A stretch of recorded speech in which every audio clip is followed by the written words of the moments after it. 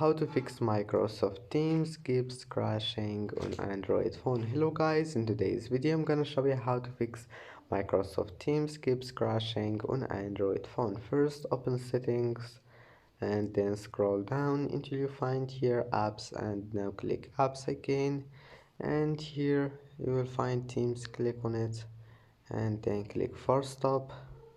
Now clear cache and force stop it, and after that make sure this one draw over other apps is disabled, and the right system, just let it like that, yes, and then go back and try again, and if that doesn't fix it you can allow this one performance mode, and that's it. Don't forget to like and subscribe, and thank you for watching this video until the end, and see you in the next video.